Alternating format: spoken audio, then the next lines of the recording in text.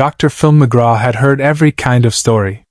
30 years of hosting meant 30 years of listening to people's pain, deception, trauma, and triumph. He'd developed a finely tuned radar for truth. Could spot a lie from across the stage. Could sense when someone was holding back. Could tell when a story didn't quite add up. But nothing could have prepared him for what happened that afternoon. The guest was named Rachel. 20 years old. Presented as a young mother who'd escaped an abusive relationship, rebuilt her life, and was now advocating for other domestic violence survivors. Her story was compelling. Detailed. Emotional. She'd submitted medical records, police reports, photographs of injuries. The producers had vetted everything. It all checked out. Rachel sat in the guest chair, tissue in hand, telling her story to the studio audience. How her ex-husband had isolated her from family. How the abuse had escalated over 3 years. How she'd finally escaped with her 2 young children in the middle of the night. How she'd spent 6 months in a shelter before finding stable housing. How she was now studying to become a counselor to help other women in similar situations. The audience was captivated. Several women were crying. Dr. Phil was nodding along, asking supportive questions, praising her courage. Everything was going exactly as planned.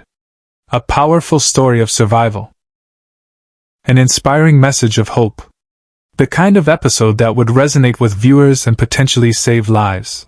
Rachel was about 15 minutes into her story when something shifted in her expression. Dr. Phil noticed it first. A flicker. A hesitation. She'd been speaking confidently, clearly, with the practiced cadence of someone who'd told this story many times. But suddenly, mid-sentence, she stopped. And that's when I realized I had to leave for good because... She paused. Looked down at her hands. Her breathing changed. Became faster. Shallower. Dr. Phil leaned forward slightly. Rachel? Are you okay? Do you need a moment? Rachel looked up at him. Her eyes were wet with tears, but there was something else there now. Something that hadn't been there before. Fear. Real fear. Not the fear of remembered trauma. The fear of someone standing at the edge of a decision they can't take back. Dr. Phil, she said quietly, I need to tell you something. The studio went silent. The kind of silence that feels like pressure. Like everyone in the room collectively holding their breath. Of course, Dr. Phil said. His voice was calm, but his eyes had sharpened. He'd caught it. Whatever was happening, it wasn't part of the script. Rachel took a shaky breath. I lied to you. I lied to your producers. I lied to everyone watching. Her voice cracked. The story, it's not real. None of it is real. Dr. Phil froze. Completely still. His expression didn't change for several seconds. Just stared at her. Processing. The audience began murmuring. Confused whispers spreading through the rows. The cameras kept rolling, but you could see the operators shifting, unsure if they should cut away. What do you mean, not real? Dr. Phil's voice was measured. Controlled. But there was steel underneath. I made it up. Rachel was crying now.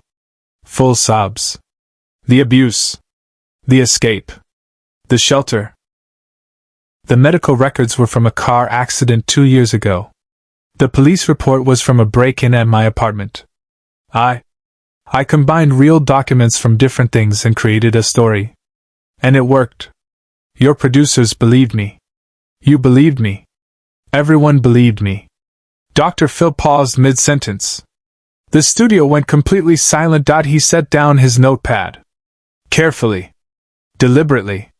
The way someone sets down something fragile before they do something that requires their full attention.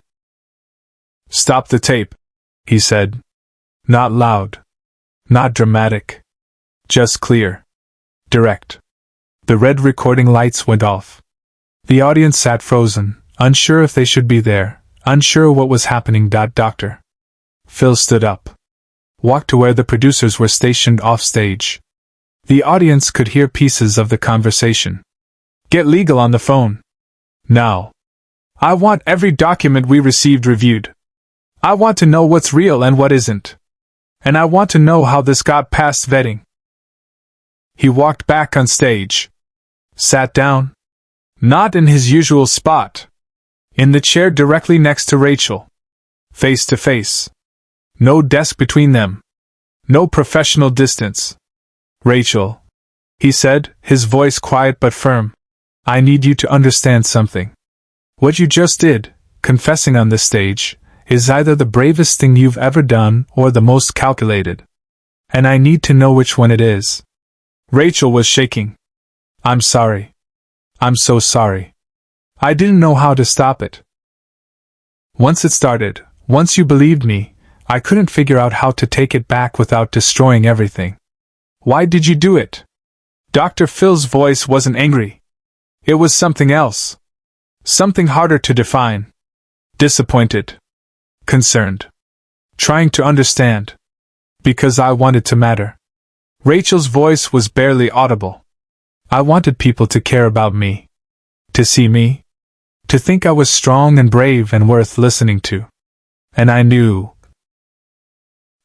that if I told a survival story, people would pay attention. They'd care. For once in my life, I'd be someone people cared about. Dr. Phil sat back slightly, absorbing this. So there was no abusive husband? No. I've never been married. No children? No. No shelter? No escape? No. I live with my parents. I work at a call center. I have a completely ordinary, boring life where nothing happens and nobody notices me. The weight of it settled over the studio like a heavy blanket. The audience was no longer whispering. They were just watching. Witnessing something unravel in real time. Off camera, Dr. Phil made a choice no producer expected. He didn't throw Rachel off the stage. Didn't lecture her. Didn't tear into her the way she probably expected. Instead, he asked her a question. Rachel, do you know what you've done? She nodded, crying. I lied. I wasted your time. I manipulated everyone. Yes. But more than that. You've made it harder for real survivors to be believed. Every woman who's actually living through what you pretended to experience, every woman who gathers the courage to tell her story, now has to fight a little harder to be taken seriously. Because people will remember this. They'll remember that someone lied. And they'll wonder if the next person is lying too. Rachel's face crumpled. I know. I didn't think about that when I started. I just wanted to feel important. Dr. Phil was quiet for a moment. Then he asked, why did you confess? Right now, in the middle of the show. You could have kept going. Finished the episode. Gotten your spotlight. Nobody would have known. Why tell the truth now? Rachel looked up at him. Because you asked me about my daughter. You asked what her name was? And I realized I was about to make up a name for a child who doesn't exist. And something in me just broke. I couldn't do it. I couldn't invent a whole fake person just to keep this going. Dr. Phil nodded slowly. So there is a line. Somewhere in you, there's a line you won't cross. I guess so. That's important. Remember that. He stood up. Gestured to the producers. Turned the cameras back on. The red lights flickered back to life. Dr. Phil walked back to his usual seat. Rachel stayed where she was, hunched in the guest chair, tissue clutched in her hand. What you're witnessing, Dr.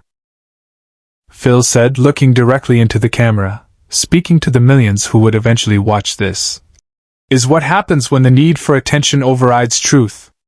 Rachel came on this show with a fabricated story. She created documents, rehearsed details, and convinced my team and me that she was a domestic violence survivor. She is not. The audience stirred. Some angry. Some confused. Some just sad. But here's what I want you to understand. Dr. Phil continued. Rachel's confession, painful as it is, damaging as it is, tells us something important. It tells us that even people who lie desperately want to tell the truth. That even people who manipulate are looking for a way out of the manipulation. That somewhere inside, most people know the difference between who they are and who they're pretending to be. And that difference, that gap, is where the real pain lives. Subscribe and leave a comment, because the most powerful part of this story is still ahead. Dr. Phil turned back to Rachel. I'm not going to air this the way we planned. We're not going to present your fabricated story as truth. But I am going to air this conversation. Because I think people need to see what happens when someone who's been lying finally tells the truth. They need to see that it's messy and painful and humiliating. And maybe, it'll make one person think twice before they create a false narrative for attention. Rachel nodded. Couldn't speak. Just nodded. No. Dr. Phil said, his voice shifting into problem-solving mode. We need to talk about why you did this. Not the surface reason, I wanted attention. The real reason? Because people who are genuinely okay don't fabricate elaborate trauma stories. People who feel valued and seen don't need to invent suffering to matter. So what's really going on, Rachel? And for the next 30 minutes, a different story emerged. Not the dramatic, headline-grabbing story of escape and survival. The quieter, harder to articulate story of someone who'd felt invisible their entire life. Who'd grown up in a family where achievements were expected but never celebrated. Who'd moved through school, work, relationships without ever feeling like they left an impression on anyone. Who'd watched other people get attention for their struggles and thought, if I had a struggle, people would care about me too. It wasn't an excuse. Dr. Phil made that clear. But it was an explanation. And explanations, even for inexcusable behavior, matter. Because they show the path back. But what happened next is something no one in the room, or watching at home, saw coming. Dr. Phil pulled out a business card. This is the number for a therapist who specializes in identity issues, attention-seeking behavior, and the kind of deep loneliness that makes people do desperate things. You're going to call her. Today. Not tomorrow. Today. Rachel took the card. I don't deserve help. You're probably right, Dr. Phil said bluntly. But the women whose real stories you've made harder to believe deserve for you to get help. They deserve for you to figure out why you did this so you never do it again. So you're not doing this for you. You're doing it for them. It was harsh. But it was also true. And Rachel, sitting there with her false story stripped away and only her real, ordinary pain exposed, seemed to understand. Dr. Phil stood. This episode won't be what we planned. But it'll be what people need to see. Not a story of overcoming. A story of what happens when the lie becomes too heavy to carry. When the performance collapses. When someone finally says, I can't do this anymore. The audience didn't applaud. They just watched as Rachel stood, shakily, and walked off stage. Not a survivor. Not a hero. Just a lonely person who'd made a terrible choice and was now facing the consequences. After the taping, Dr. Phil called an emergency meeting with his production team. This is a failure. Our vetting process failed. My instincts failed. We need to figure out how this happened and make sure it doesn't happen again. But he also kept the footage. Worked with legal to ensure it could be aired.